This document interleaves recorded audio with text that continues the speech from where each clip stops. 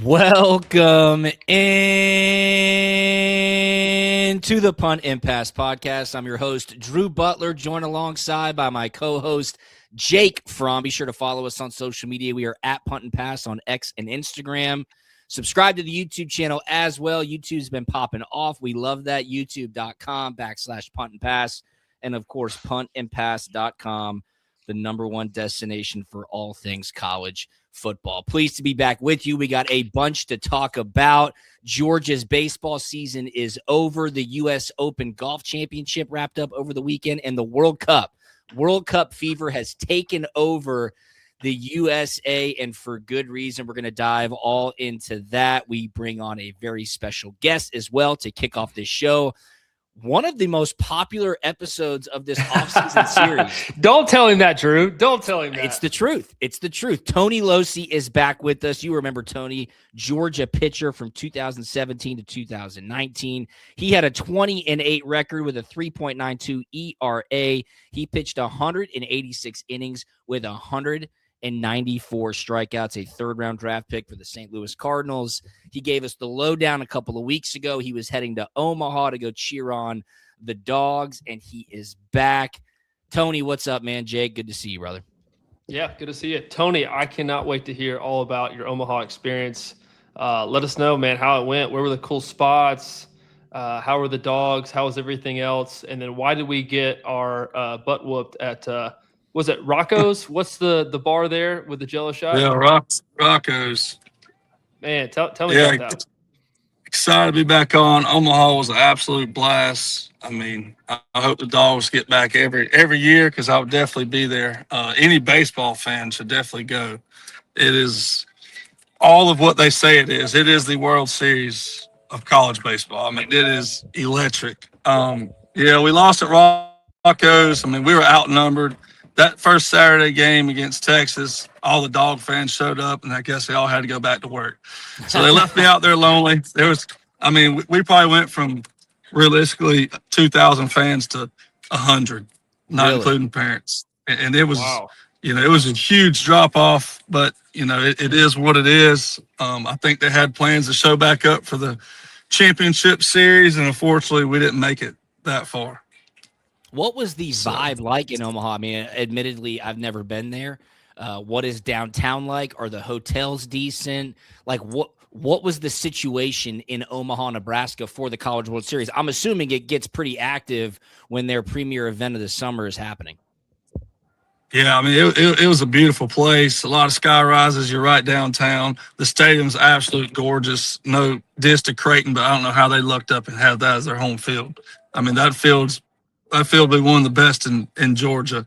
I don't know how many it held. I think like 22 or 23,000. It was packed every game.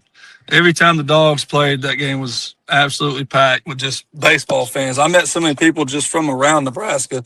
I said, man, we come every year. It's just because it's great. They had roads blocked off. A lot of foot traffic.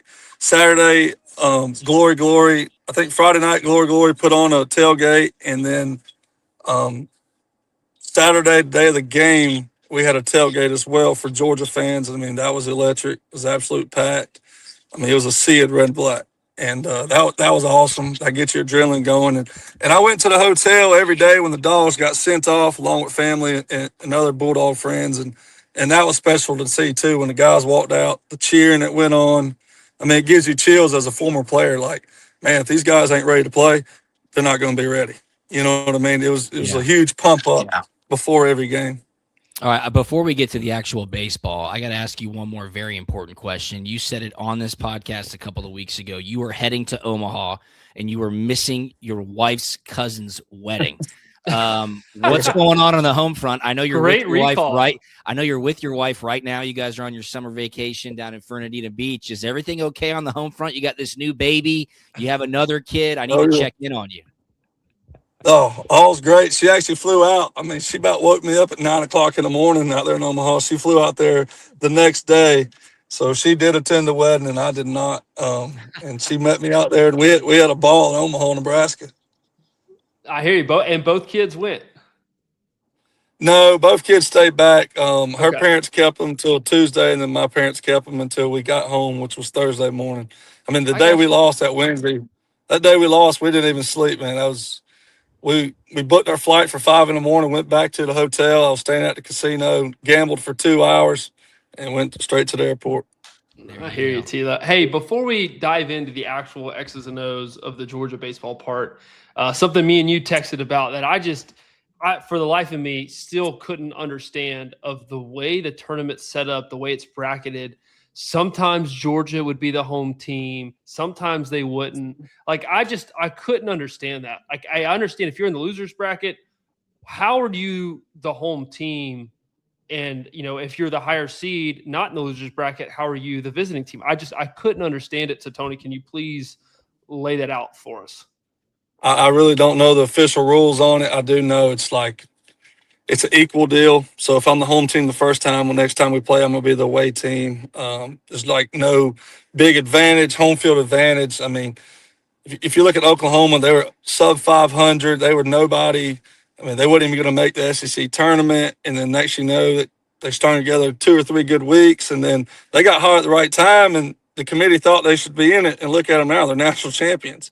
So really cool story for them. But, I mean, honestly, it's just like college football now. There's really no advantage to winning. As long as you're in, right? So as long as you get in, everybody has a chance. So us being the 1 seed, I mean, I didn't see a huge advantage of that at all, or at least being the highest seed remaining.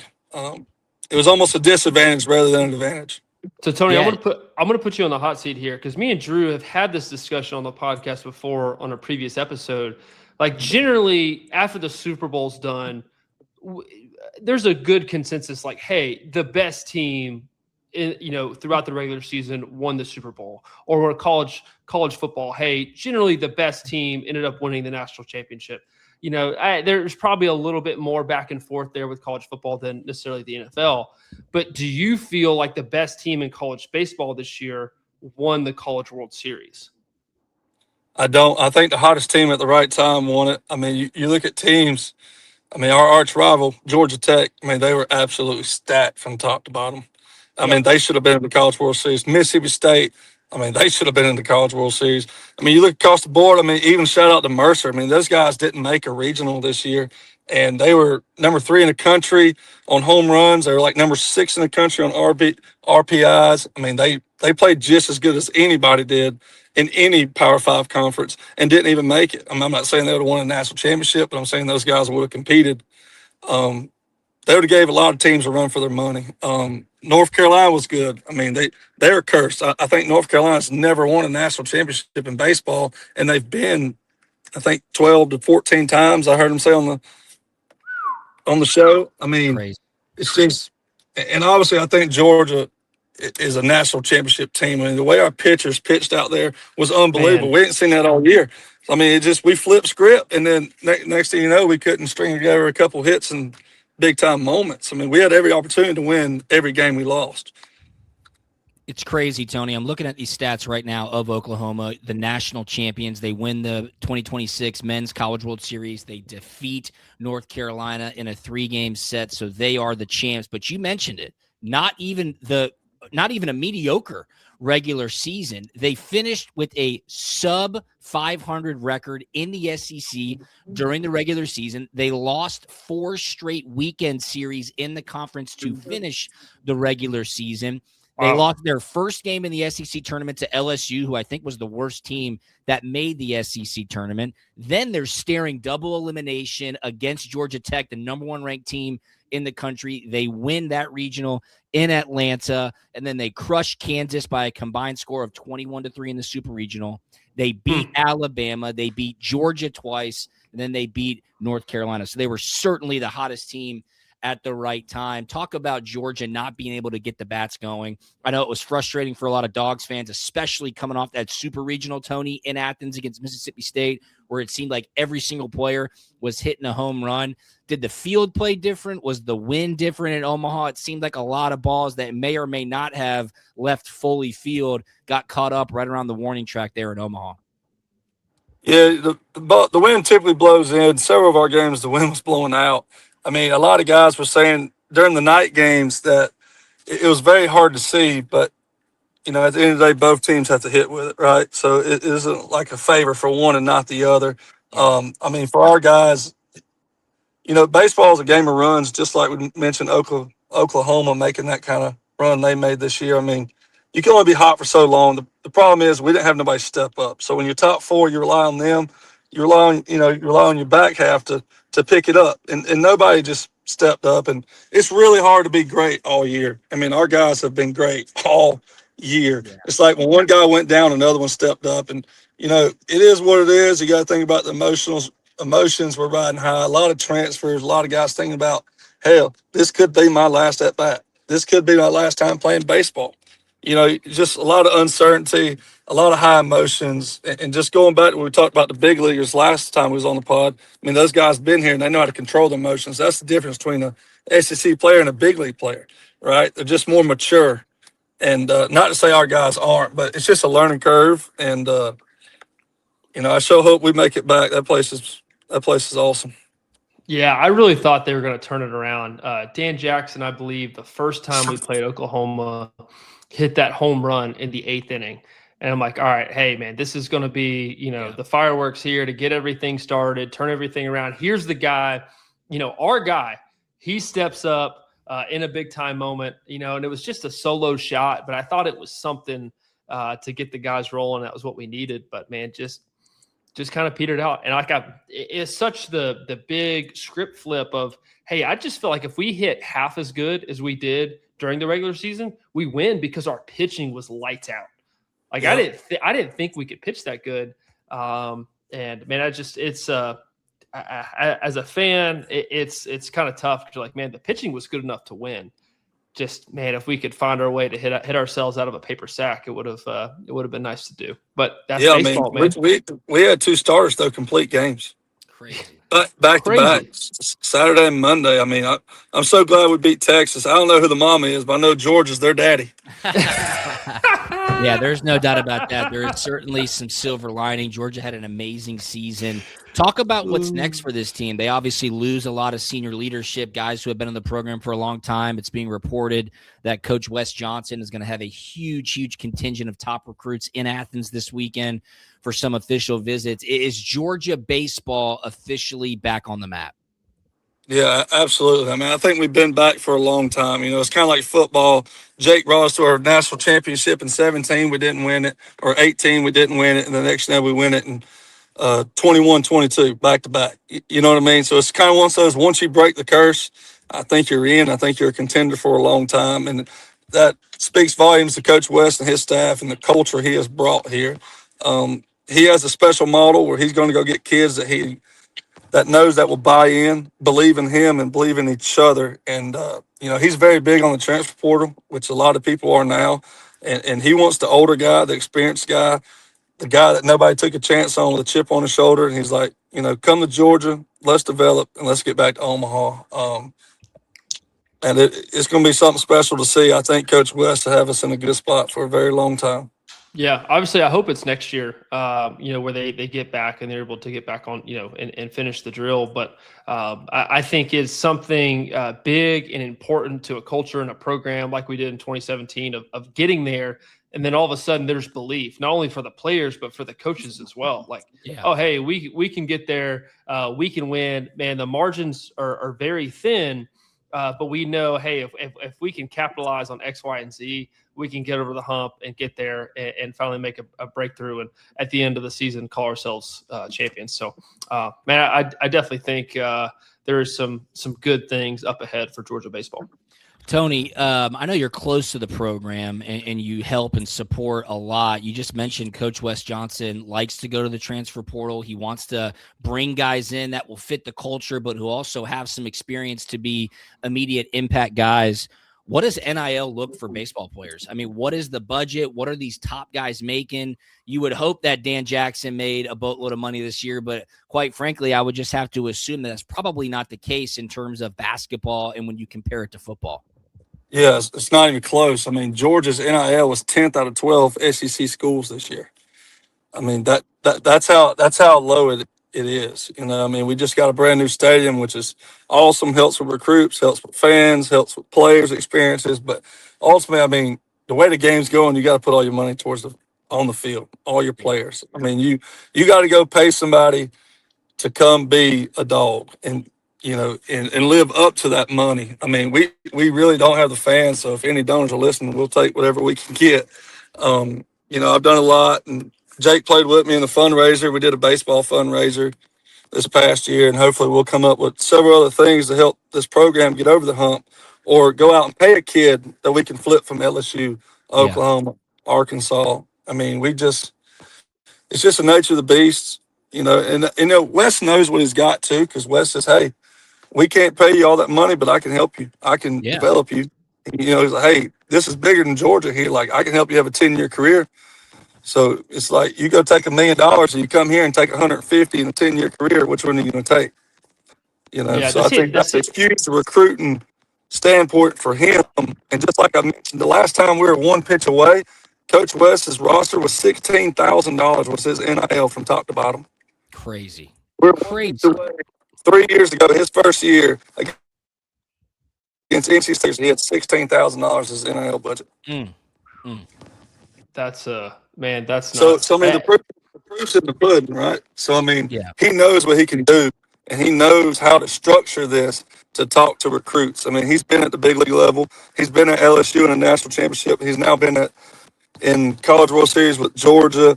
I mean, he's building an empire himself by just using his name. Come look at my pitching lab. Come look at what I did to this kid. Look how much better he got in 1 year. And I think for players and even agents helping kids now with NIL, that's a huge statement. Yeah, it seems to be a very on brand for Georgia, a common theme when it comes to recruiting, especially with football. It's like, hey, we have a good NIL budget. It is not, in the top 2-3% of the country as far as NIL budgets go. But hey, we can develop. We want to get the right kids, and then we can develop you, produce you, and then send you off into whatever the professional league is. Whether it's football or baseball. So seems to be very on brand for Georgia. And as long as the winning, as long as there's wins to back that up, I think we'll be okay in that realm. But obviously, NIL dollars only helps. Yeah, no question about it. Lastly, Tony, before we let you go, you're from Georgia. You went to Georgia. Jake's from Georgia. He went to Georgia. I'm from Georgia. I went to Georgia. We all bleed red and black. We love the University of Georgia. Are those days just gone? Does it even matter anymore? I mean, Dan Jackson, I think he loves Georgia. Trey Phelps, I think he loves Georgia. Same for Colby Branch. But this new day and age, I think we might have lost Tony. Jake, I think this new day and age, we talk about it all the time. I just think that does not matter anymore. And it's sad, but it's the nature of the beast, man. Yeah, and I don't think it's a Georgia-specific problem. I think it's just a college athletic problem, quite frankly, at the moment. In today's culture, there's a lot of kind of self-serving, and you have to look out for me. And I totally get it, man. It's kind of, I'm going to talk out of both sides of my mouth. It's like, hey, if you have this opportunity to go and make some good money and increase your standing and help family and really set yourself up to have a good future, man, I totally get it. Yeah. But the Gunnar Stocktons of the world, they're not running around out there. Guys who love Georgia for what it is, love the culture, grew up being fans. Those Cinderella stories are just few and far between. Just because of dollars. And I wish it was something other than that, but I think simplistically it just comes down to dollars, and it's starting to become a job, right? It's a job. Who's paying the most? What can, what's my best value for time put in? And quite frankly, it just doesn't matter where you're at. No, I totally agree. Congratulations to Georgia's baseball team. An unbelievable season, record-breaking season. They make it all the way to the double elimination round of the Men's College World Series, but come up just short. And, of course, they lost to Oklahoma. Oklahoma, the national champions. They beat North Carolina. They ousted Georgia Tech, the number one ranked team in the country, in Atlanta, in the regional. So just a magical postseason run for the Sooners. Congrats to them. But, of course, congrats to the Georgia Bulldogs as well. All right, big shout out to Tony LOCEY for jumping on. This is our last episode for a couple of weeks. Jake and I are going to take a little summer hiatus. We've earned it. We've enjoyed doing these off-season podcasts. The SEC Media Days are coming up in a couple of weeks. I'm sure we'll have some storylines to jump back on and discuss. And then, of course, we'll ramp things up for football season. We're not going anywhere. It's the 10-year anniversary of Punt and Pass. Let's go. This fall, which is just incredible. So really, really looking forward to that. What else happened over the weekend? The U.S. Open was up at Shinnecock Hills. What looked to be a Father's Day snooze fest with Wyndham Clark sitting on a 6-7 shot lead on Saturday night. Didn't really think it was going to be competitive, and that changed in the first 7 holes on Sunday. Wyndham Clark bogeys 4 of his first 7 holes. Sam Burns is out there making some birdies.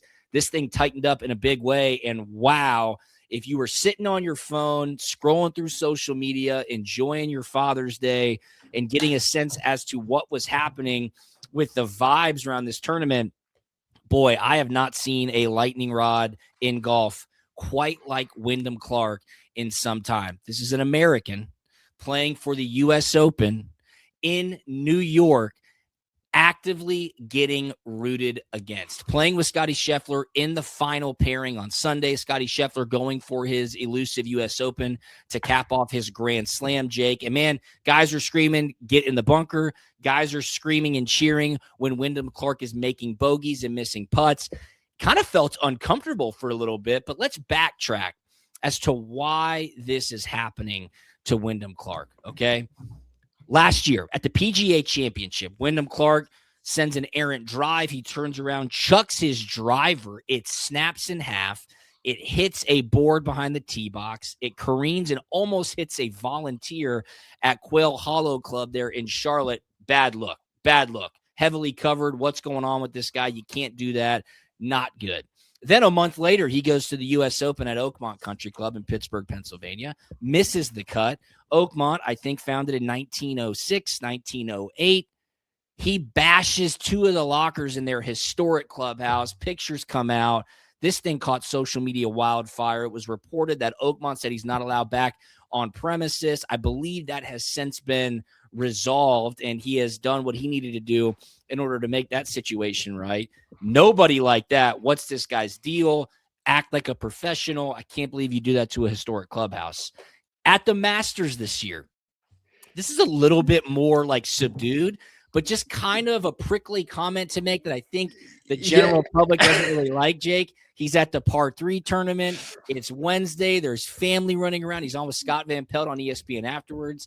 Van Pelt asks him essentially, what's it like out there, man? A lot going on. And Wyndham's like, ton of kids. It's like active birth control. Again, funny, not exactly the time and place to say it at Augusta National. So I say all that to say Wyndham Clark has not helped himself in a lot of ways from a public relations standpoint. And boy, the public did not like him going to chase down his second U.S. Open championship, which, of course, he did. He wins by 1 stroke, 4 under par. Sam Burns missed a ton of putts coming in, finishes 1 behind. But, dude, I mean, looking at what was going on social media, this was pretty remarkable, to say the least. Yeah, a lot to talk about here, man. I feel like I was glued to this tournament. I feel like I watched every single shot that Scottie hit. Scottie definitely could have done it. He went bogey start round 3, and then missed 2 4 to 5 footers to finish off round 3 for birdies. So yeah, I feel like Scottie was there and he could have done it. Just couldn't quite make it happen. You could say Wyndham Clark also won this tournament on Thursday afternoon with the softer conditions. So to take you back, what happened there, grounds crew, the USGA, everybody thought it was going to be crazy windy conditions on Thursday afternoon. That didn't happen. And so they were watering greens to try to slow it down to be more equal and even for everybody. Between groups. I mean, I'm talking a group gets off the green. They're coming out, hand watering these greens for the next guys to hit up to, making it softer, pins favorable in the middle of these greens because they were expecting, and at times it was gusting 40 plus miles per hour. Yep. So Wyndham, I think he went 4 under on the back. On the Thursday round, went birdie, eagle there, and basically won the tournament on Thursday. And played even golf basically from there, or kind of over par golf from there. So it's funny you mentioned Wyndham hasn't necessarily helped himself when it comes to these kind of this social perception of him. My wife, she was talking to me kind of about, it's like, hey, why is this guy getting so much hate? Like, you could actively hear whenever he'd hit the green and the ball was rolling off, like cheers. Yeah. Not like, oh, none of that. Like active. Yeah. Like yes, get off the green. We want Scotty to win this. And so my wife, I guess she did her own homework and did some digging and found the Masters comment about birth control. And it's like, yeah, it was a joke, but I just don't think it was the time and the place for that one. I feel like everyone's kind of made that joke, something similar before, but not at Augusta National on a Wednesday. And time and a place. Like, he doesn't have the public sentiment to be able to make those types of comments, right? If Scotty Scheffler says it as a dad of 2 kids, that's one thing. He could say it and it just rolls off his back. But Wyndham Clark has so much heat on him. It's like, dude, it sucks to say, but at times you just got to keep your mouth shut. I thought Wyndham Clark, I want to give him a lot of credit. I mean, he was asked relentlessly about the Oakmont incident after every round. I mean, even after he won the championship. This guy has had to face the music time and time again. And I thought he showed a lot of remorse in his comments to say, hey, I've done a lot of internal work. I understand how bad of a moment that was for me. I want to move past it. I'm trying to do the right things to move past it, but unbelievable for him to overcome that adversity and win his second U.S. Open. Yeah, so I actually feel for him on the Oakmont thing. Like, I'm not necessarily condoning the behavior by any means. Like, hey, I think he lost his emotions. I think there's a time and a place to show you, but you can't do that. Like, you as soon as you cross the line and you're destroying someone else's property, like that's crossing the line. Like, you got to be able to control your emotions. But I do feel for him on the fact of, I feel like he's apologized relentlessly for this. 100 and times. like 100 times. At 1,000 times. At a certain point, like, hey, we got to move on past this. And so, like, he doesn't have to relentlessly apologize for this. Like, I'm kind of over it. I don't want to hear it anymore. Yeah. Just stop asking him questions about it. Like, let's move past this. But you talk about Oklahoma getting streaky and hot. Wyndham Clark now is one of the streakiest golfers out there. He can't miss a putt. When he was unbelievable. When he is on, and he's had a couple tournaments this year, man. When he is on, like the Byron Nelson he won, like when he is on, man, he is a very dangerous golfer. He can go incredibly low. His putter was rolling. I think he made 55 foot worth of par putts on Saturday. So man, he's a streaky good golfer. I mean, he's very talented. I mean, he's a bigger guy. He's strong, and it just didn't look like there was any weakness in his game. Now, granted, you have to have lady luck on your side too, and just felt like whenever he missed the fairway, he like overcooked it, and he ended up on the walking path. Action. Yeah, but he would end up on the walking path with a pretty decent lie. Yeah, you're right. And living clean. He lived pretty clean throughout this tournament. So, I mean, this is a very tough tournament to win. The U.S. Open's always difficult. And it's kind of weird when you look at how the 4 majors are set up.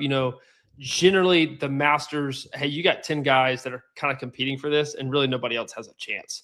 Yeah. PGA, I feel like, the top 10 guys go on to win this one. The U.S. Open's kind of open in a sense. Like, there's a lot of guys who win this one, and it's kind of one-offs. To win this one twice, I think is really, really tough to do, what she's done. No question about it. I'll just say this. I used to live in Arizona. Wyndham lives in Arizona. I've always heard he's a nice guy. I've never really heard a lot of bad things about it from like a personal perspective, right? Sometimes, Jake, the circles that we run in, you're like, you hear things about guys and their reputation kind of precedes themselves. Not the case for Wyndham Clark. I've always heard he's a super nice guy, a dude's dude, likes to have fun, very personable. So we'll give him the benefit of the doubt. Speaking of Arizona, Whisper Rock Golf Club, where Wyndham Clark is a member. Get this, Jake. Whisper Rock is home of 3 of the last 4 and 4 of the last 6 U.S. Open champions. That right there is pretty special. So shout out to Wyndham and everybody out at Whisper Rock Golf Club. You talk about the U.S. Open being tough, being a brutal setup. How about this? It was reported by Golf Channel that I think entering the final round, or maybe entering Saturday, the third round, the USGA sends out a text message to all the players warning them course conditions are about to change. We're about to turn the notch up a little bit on the greens. We're going to dry it out. We're going to get it faster. You sent this to me, and I was like, what's going on here? Okay. I don't really get this. These are golfers in a major championship. Why are you tipping them off as to what the course conditions are going to be? I love golf. You know that. Some of my close friends are tour golfers. I'll be the first one to tell them, you guys are soft, and that's coming from me, a punter. Okay. So that's not okay. I need them to deal with the consequences of a course setup. But I just found this to be interesting, especially during the U.S. Open. Yeah, just feel like there's a lot of like optics in play. It's like the USGA and the leadership, like they had the winning score in mind, and they were trying to like rein it back in. Yeah, like that's what they wanted the winning score to be, like regardless. And so they either kind of took some off or added to difficulty depending on the day and the conditions. It's like, hey, just set the course up and let the weather be the weather. Hey, if it's windy and it sucks, let there be carnage. That's what the US Open is about.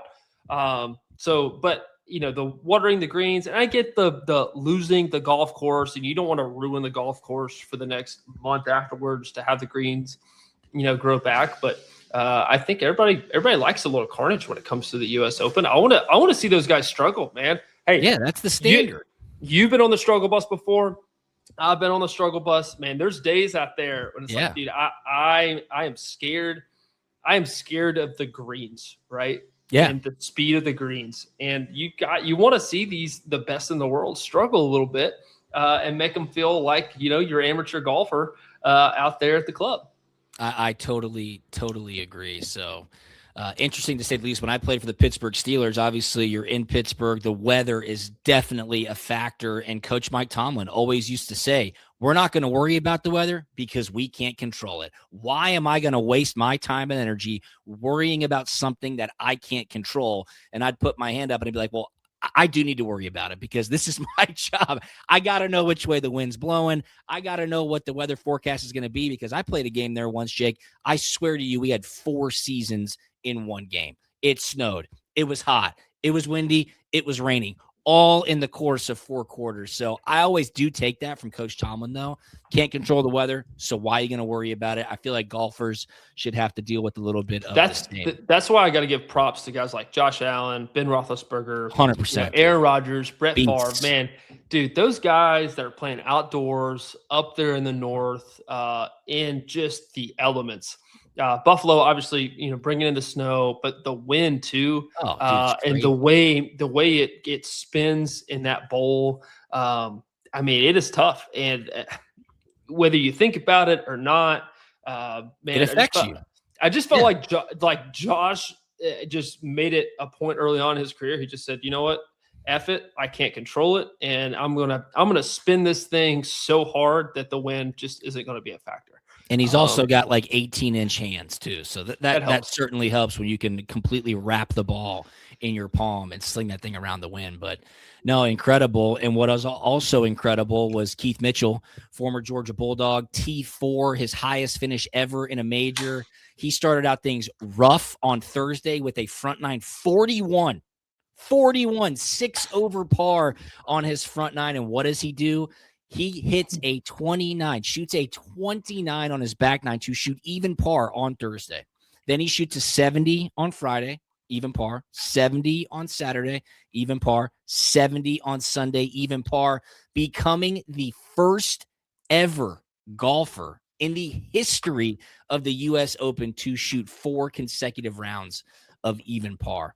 Unbelievable. I'm sure he's happy. He got a fat paycheck, just under $1 million, but you got to think he's looking back at that front nine on Thursday going, man, if I would have just played okay, I might have won this thing. Yeah, man, huge congrats to him. He had to play his way through the qualifier to even get into this tournament. If you watched his post-game presser, his post-round presser, basically said, hey, man, T4 for me here, like this is a win.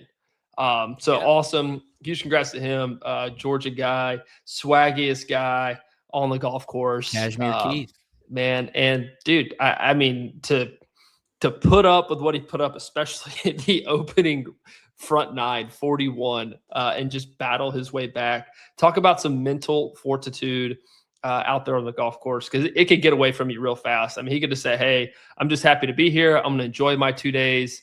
I'm going to shoot a 41, and then I'm going to go shoot my 38, and then maybe, shoot a 70 or 72 the next day and be out of here and enjoy the long weekend. But, man, he battled, hung around, and ended up tying with Scotty Scheffler.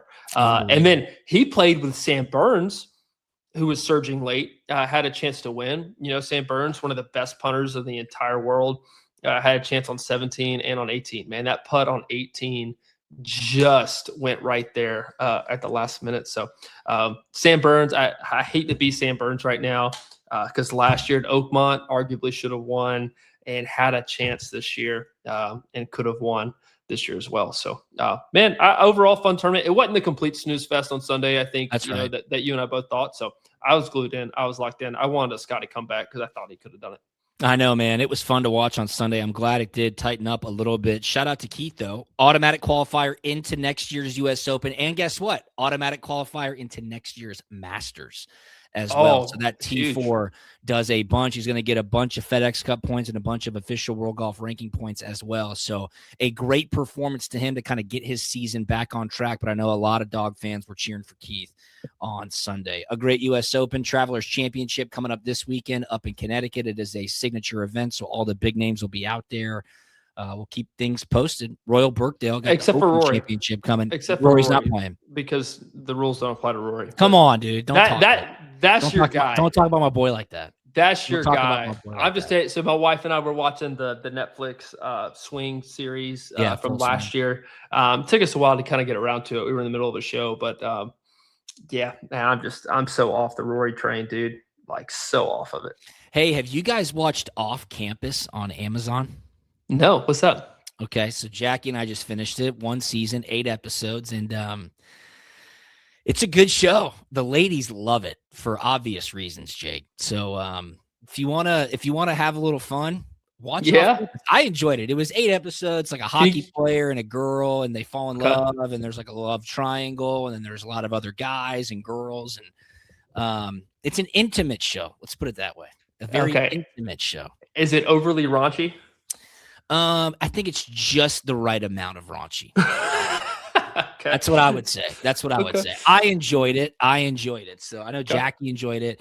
We just finished that up. We watched it in about 3 nights. So when you find one of those shows, there's only 8 episodes. You jump in. Yeah. Another really good show. I don't know if you watch it. It's on Apple TV. It's called Your Friends and Neighbors with John Hamm, Olivia Munn. Oh, that show. I'm a John Hamm fan. Okay. Yeah. You and Caroline would love this show. Your Friends and Neighbors on Apple TV. The second season just finished. I promise you, it is a very solid show. I thought season 2 was awesome. Put that on your radar as well. Okay. I will do that. Well, Caroline and I, we just finished Peaky Blinders. Yes, we're late. That's good. My dad really liked we late. Blinders. I tell you, man, the first 4 seasons of Peaky Blinders, fantastic. And then the storyline just kind of gets off the rails. And then the movie, it's like, I felt like we set so much up in the 2 seasons before the movie, and it's like we didn't even circle back to whatever the main plot was during these seasons. Yeah, it's tough. So it's kind of they lose the plot. It lost it, and so I don't know. But man, the first 4 seasons of Peaky is fantastic. All right. How about what else has been fantastic is the World Cup here in America. Team USA already winners of Group D. Thursday night's game against Turkey does not matter. They are in the knockout stage. Incredible 2 performances. They beat Paraguay 4-1. They turn around. They beat Australia 2-0. And their pathway to a potential semifinal or World Cup championship game is extremely favorable, Jake. I don't know if you've seen these scenarios posted all over social media, but if it were to be played today, I believe their round of 32 game would be against Bosnia, in which the USA would be favored. And then after that game in the round of 16, it would be against Egypt, in which they would be favored. And there is a potential. I saw this as well. Now, again, there's a lot that can happen here. There is a potential for the USA to play England in a knockout game on the 4th of July in Philadelphia. That's sick. Which would be so sick. America 250. That would be absolutely unbelievable. But, man, the World Cup has been so fun to watch. These cities are on fire. All of these international fans coming over and integrating themselves into American culture has been great. It's been so fun to watch. But here's the best part. Yesterday, we're filming this on a Tuesday. Yesterday, Argentina plays with Lionel Messi, 2 goals. France plays with Kylian Mbappe, 2 goals. Norway plays with Erling Haaland, 2 goals. I mean, those are 3 of the top 5 international soccer stars of all time. All time might be a stretch right now, certainly. And they're in America playing in the biggest games, doing their best. It's so fun to watch. I've really enjoyed it. USA plays Turkey at 10 p.m. on Thursday night. Yeah, like you said, it seems like the best players are kind of playing their best, which makes it as a kind of a fringe fan even more kind of fun to watch and pay attention to. Because you want to watch the Scotty Schefflers, or the Josh Allens, like whoever's supposed to be the best at the sport, like come in and play well and play their best. We were talking about it at the neighborhood pool yesterday, and my neighbor was like, USA. The team, they've scored more goals in the group stage in 2 games than they have scored like all time since like 1932. Like that is crazy. So our team apparently pretty stout this year.